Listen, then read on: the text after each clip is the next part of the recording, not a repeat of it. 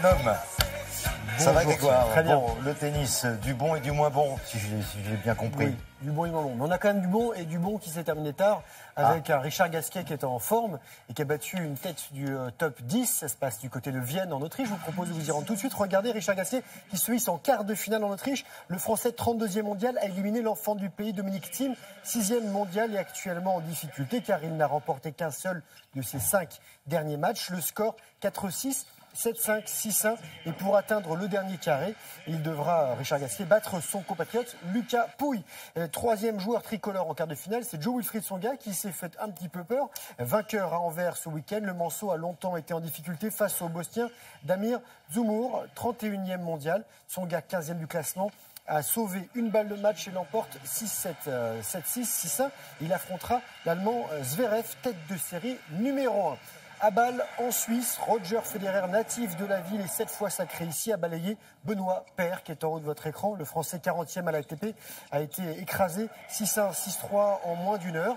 Et Federer, numéro 2 mondial, affrontera en quart de finale un autre Français. Ce sera Adrian Manarino, qui l'a déjà battu à 4 reprises. Manarino qui pointe au 28e rang et qui a éliminé le Canadien Shapovalov 4-6, 6-1.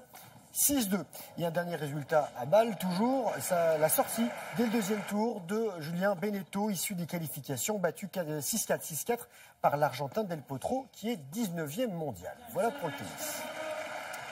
Voilà, et on continue avec du handball à présent. Oui, les Français ne s'étaient pas réunis depuis 5 mois. Ils se retrouvent et ils sont toujours bien ensemble. Regardez ces Français. L'équipe de France de hand qui a bien débuté son week-end de Golden League au Danemark. La France bat la Pologne qui a échoué à se qualifier au prochain Euro 29-15. Samedi, les Bleus affronteront la Norvège. Puis ce sera le Danemark dimanche. Retour en France. Rugby Pro D2, 10e journée, Grenoble à domicile a battu Biarritz 39-28. 5 essais pour les Isérois, dont un doublé de Egui, 3 pour les Basques. Grenoble reste leader et Biarritz est 5e. Il n'y a plus de Français aux internationaux de France de badminton à Paris. Brice Leverdez a fait douter le tenant du titre, le chinois Shi Yuqi, mais il s'incline en 8e de finale, 21-15, 21-10. Et en double mixte, la paire tricolore, Ronan Labarre et Audrey Fontaine. C'est eux, voilà, cette paire française. Ces deux-là, ils s'inclinent aussi en 8e de finale face à une paire malaisienne. Allez, on va terminer avec du rallye, de la voile et puis du paddle. Stand-up paddle. Le rallye, ça se passe en Grande-Bretagne. Et si Sébastien Ogier l'emporte, il pourrait être sacré champion du monde. Ogier et son copilote Julien Gracia peuvent s'offrir une 5e couronne mondiale d'affinée. Ils démarrent bien. Ils ont remporté la première spéciale hier soir. Et cette saison, ils ont remporté 2 étapes. Ils ont été 3 fois 2e et également 3 fois 3e. Et Ogier a déjà gagné 4 fois ce rallye. Des images embarquées de la Volvo Ocean Race, 13e édition du Tour du Monde à la voile en équipage avec escale. Première étape qui emmène la flotte d'Alicante en Espagne, à Lisbonne, au Portugal. Le départ a été donné ce week-end et est arrivé prévu demain. Et à bord de Dongfeng, ce bateau, une belle brochette de Français, Charles Caudrelier, Pascal Bidégory, Jérémy Bayou, Marie Rioux, accompagnés par 5 autres équipiers. Ils sont pour leur 4e. Le bateau américano-danois Vestas est en tête. On va rester sur l'eau. Retour en France, à La Baule, dans l'Or-Atlantique, avec le Red Bull Foiling Generation. 19 équipages de jeunes navigateurs. Ils ont entre 16 et 20 ans.